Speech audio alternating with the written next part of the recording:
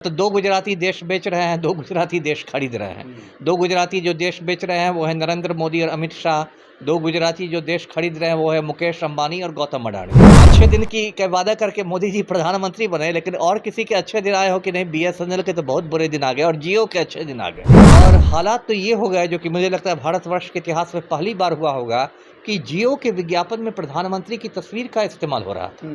आपको याद होगा अखबारों में फुल पेज के विज्ञापन जियो के द्वारा दिए गए और उसमें नरेंद्र मोदी की तस्वीर थी, जो एक बहुत आपत्तिजनक बात है। कहा कि पिया गए रंगून, वहाँ से किया है टेलीफोन। तो हम लोग उम्मीद करते हैं कि बीएसएनएल का फोन मोबाइल लेके पिया रंगून जाएंगे और वहाँ से टेलीफोन करेंगे और वो पकड़ेगा भी। जी, इसमें जो ये मोदी और अमित शाह जो हैं, ये लोग गुजराती पूंजीपतियों को बहुत मदद करते हैं। ये एक अब खुलेआम बात हो गई, इसमें कुछ छिपाने की बात नहीं। लोग मेरे सैया गए रंगून, वहाँ से किया है टेलीफोन, तुम्हारी याद सताती है। एक वो दौर था टेलीफोन का, और आज 2024 में मोबाइल क्रांति का वो दौर जब सबके पास मोबाइल है, डेटा है, पूरी दुनिया मुट्ठी में है। हम आज भारतीय संचार निगम लिमिटेड यानी बीएसएनएल की चर्चा करेंगे, जो एक बार फिर से चर्चा में है। चर्चा इसलिए क्योंकि रतन टाटा से नाम जुड़ गया है। नाम जुड़ने से क्या काम बदल जाएगा या क्या होगा उसका भविष्य? क्या वाकई एयरटेल और जियो के लिए परेशानी बढ़ गई है? इन तमाम मुद्दों पर बात करने के लिए हमारे साथ एक्स आईपीएस ऑफिसर अमिताभ दास सर हैं। सर, सबसे पहले बहुत बहुत स्वागत है आपका। जी, धन्यवाद आपका, थैंक यू। सर, बीएसएनएल का नाम आते ही जो मन में पहला एक्सप्रेशन आता है या माइंडसेट है, वो क्या होता है? वो तो वही होता है जो मजाक में लोगों ने रख दिया था कि भाई साहब नहीं लगेगा, जबकि इसका सरकारी नाम है भारत संचार निगम लिमिटेड। लेकिन इसमें नेटवर्किंग की इतनी समस्या होती थी, कॉल ड्रॉप्स हो जाते थे, नहीं लगता रहता था, तो एक मतलब लोगों ने इसका मजाक बना दिया और एक ये नाम उसे चिपक गया बीएसएनएल से, आप कह सकते हैं। तो ठीक है, सरकारी उपक्रमों की बहुत बड़ी स्थिति पतली रहती है और उनको फिर ठीक किया जाता है, उनका मतलब जीर्णोद्धार होता है, ठीक किया जाता है। लेकिन 2014 के बाद से, जब से नरेंद्र मोदी प्रधानमंत्री बने, मुझे लगता है बीएसएनएल के बहुत बुरे दिन आ गए। मतलब सबसे अगर भ्रष्ट खराब दिन अगर आए होंगे। अच्छे दिन की वादा करके मोदी जी प्रधानमंत्री बने, लेकिन और किसी के अच्छे दिन आए हो कि नहीं? बीएसएनएल के तो बहुत बुरे दिन आ गए और जियो के अच्छे दिन आ गए। क्योंकि देखिए, ये एक बात साफ है कि देश में जो ये मोदी और अमित शाह जो हैं, ये लोग गुजराती पूंजीपतियों को बहुत मदद करते हैं। ये एक अब खुलेआम बात हो गई, इसमें कुछ छिपाने की बात नहीं। लोग मजाक में कहते हैं बिहारी की ना करें। जी, तो हाँ, भले बिहारी की ना करें। तो मतलब एक मजाक में कहते हैं ना कि अभी हम दो हमारे दो की सरकार है। मतलब दो गुजराती देश बेच रहे हैं, दो गुजराती देश खरीद रहे हैं। दो गुजराती जो देश बेच रहे हैं वो है नरेंद्र मोदी और अमित शाह। दो गुजराती जो देश खरीद रहे हैं वो है मुकेश अंबानी और गौतम अडानी। तो ये हम दो हमारे दो की सरकार है।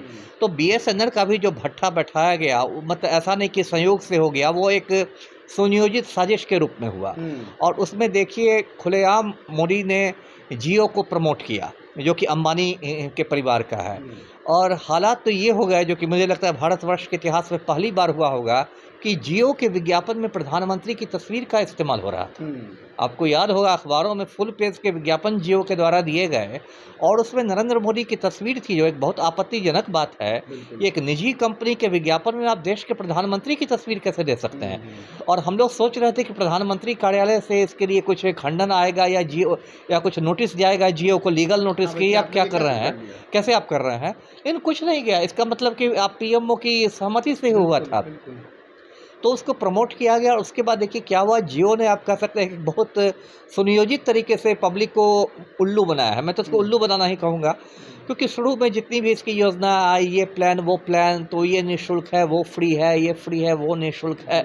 जैसे कि मछली को पकड़ने के लिए आप कुछ चारा देते हैं, कुछ कीड़ा देते हैं, और मछली उसको पकड़ती है और कांटा में फंसती है। उसी तरह से किया गया। उसका इतना हुआ, मेरा अपना भी उसी में है। तो इतने लोगों ने जियो ले लिया। उसके बाद ये लोग धीरे धीरे मतलब उसका चार्ज बढ़ाते गए। अब तो देखिए बहुत जोर की छलांग लगी है।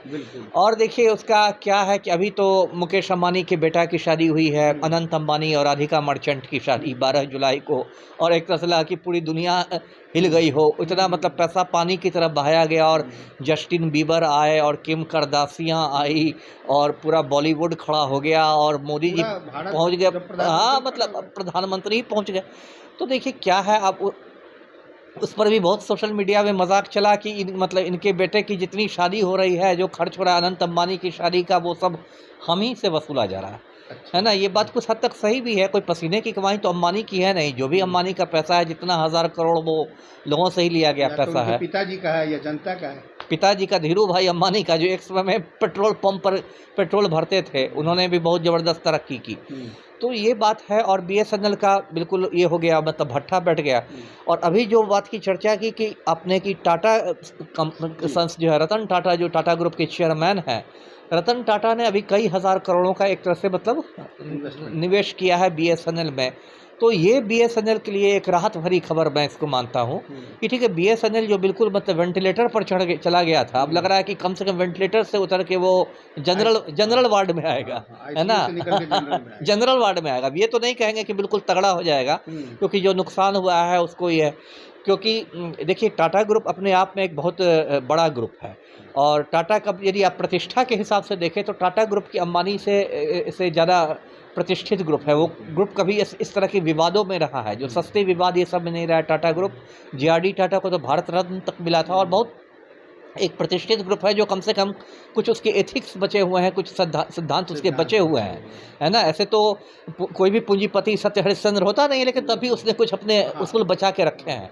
तो ठीक है, वो आता है तो हम लोग उम्मीद करें कि उसको मतलब बीएसएनएल के दिन फिरेंगे। सबसे पहले तो देखिए, जो चर्चा हो रही है कि बहुत सारे नए टावर्स लगाए जाएंगे, है ना, टावर्स की संख्या बढ़ाई जाएगी। तो ये जो नेटवर्किंग की समस्या है, ये तो मेनली आपको टावर से जुड़ी समस्या रहती है। यदि बहुत सारे टावर रहेंगे, जगह जगह पर टावर्स रहेंगे, उनका जाल बिछा दिया जाएगा टावर का, तो फिर बीएसएनएल हो जाएगा भाई साहब निश्चित लगेगा। अच्छा, भाई साहब निश्चित लगेगा। भाई साहब निश्चित लगेगा हो जाएगा। बीएसएनएल तो रही लगेगा, लेकिन नहीं लगेगा कि जगह निश्चित लगेगा होगा। तो उतने टावर्स हो जाए तो जनता को और क्या चाहिए। देखिए, अभी तो जो जियो ने पैसे बढ़ाए, तो पूरे देश में बहुत आक्रोश है, और बहुत लोग कह रहे हैं कि हम तो जियो का बहिष्कार करेंगे। अब बहुत लोग जियो का जो था वो बीएसएनएल में पोर्ट करवा रहे हैं। ऐसा भी हुआ है, बहुत लोगों ने करवाया है, वो भी एक विरोध करने का, प्रतिदिन लगातार करवा रहे हैं। और ये काम जियो, एयरटेल और वोडाफोन तीनों ने एक संयुक्त मोर्चा बना के किया था। तो उसका भी गुस्सा लोगों में है कि आप एक गिरोह की तरह काम कर रहे हैं ना, मतलब आप एक गिरोह बना के काम कर रहे हैं कि आपके पास भागने का हम कोई रास्ता नहीं छोड़ेंगे। हमारा भी बड़ा है चार्ज, उसका भी बड़ा है, उसका आप भाग कर जाइएगा कहाँ। तो इससे भी लोगों में थोड़ा आक्रोश है। और देखिए क्या होता है कि मार्केट में जब भी प्रतिस्पर्धा होती है, स्वस्थ प्रतिस्पर्धा, तो उससे आम आदमी का फायदा होता है। यदि मार्केट में किसी कंपनी की मोनोपोली हो जाए, एकाधिकार हो जाए, तो आम आदमी का नुकसान, क्योंकि उसका तो फिर मनमानी शुरू हो जाएगी। लेकिन मार्केट में जब प्रतिस्पर्धा रहती है तो चूज कर सकते हैं। आपको राइट मिल जाता है चूज करने का, जो किसी भी कस्टमर के लिए, किसी भी कंज्यूमर के लिए एक बहुत बड़ा राइट होता है। तो इसका मैं स्वागत करता हूं, और हम लोग उम्मीद करते हैं कि अब तो संचार क्रांति का ज़माना हम लोग में जी रहे हैं। अब तो एक सब्जी वाला भी मोबाइल लेके घूम रहा है। अब तो मतलब वो ये भी नहीं है कि अब मोबाइल कोई विलासिता की वस्तु रह गई है, अब तो मतलब आवश्यकता में आ गई है। मोबाइल यदि एक दिन के लिए, थोड़ी देर के लिए बंद हो जाए, तो आप जल बिन मछली के जैसा आदमी छटपटाने लगता है। जी, तो चलते चलते अब चूँकि वक्त की नज़ाकत है, जी, एक वक्त वो भी याद होगा आपको कि बीएसएनएल के नंबर को लेने के लिए लंबी कतारें और भागम भाग हुआ करती थी। अरे हम लोगों ने सब समय देखा। अब तो मैं भी थोड़ा बहुत पुराना हो गया हूँ, है ना। हम लोग तो वो मतलब उस समय थे, हम लोग बच्चे थे, तो जानते हैं उस समय तो ये जो फ़ोन था, लैंडलाइन फ़ोन, इसका भी लाइन लगना पड़ता था। और लैंडलाइन फ़ोन में भी ऐसे एसटीडी की सुविधा नहीं थी कि आप सीधे घुमा दें, ट्रंक कॉल लगता था। ट्रंक कॉल बुक किया जाता था। मुझे याद भी है, मेरे चाचा लोग रहते थे सिवान में, वहाँ से बम्बई बात करते थे, तो ट्रंक कॉल बुक किया जाता था। उसमें चिल्ला कर बोलना पड़ता था, इतनी धीमी आवाज़ सुनाई देती थी। और आपका 2 मिनट 3 मिनट जहाँ पूरा हुआ तो बीच में ऑपरेटर की आवाज़ सुनाई देती थी कि अब आपका समय समाप्त हो रहा है। लोग बोलते थे कि 2 मिनट और बढ़ाओ। तो उस हिसाब से तो हम लोगों ने बहुत क्रांति देख ली, और धीरे धीरे और उम्मीद करते हैं कि अब बीएसएनएल में क्रांति आएगी। हाँ, और अब जो आपने कहा कि पिया गए रंगून, वहाँ से किया है टेलीफोन, तो हम लोग उम्मीद करते हैं कि बीएसएनएल का फोन मोबाइल लेके पिया रंगून जाएंगे। और वहाँ से टेलीफोन करेंगे, और वो पकड़ेगा भी। जी, बिल्कुल। तो देखा आपने, साफ तौर पे तस्वीरें बदल सकती है, लेकिन उसके इच्छा शक्ति भी बेहद ज़रूरी है। इंतज़ार करना होगा कि कब तक बीएसएनएल वाकई भाई साहब निश्चित तौर पे लगेगा, ये हम गर्व से कह सकें।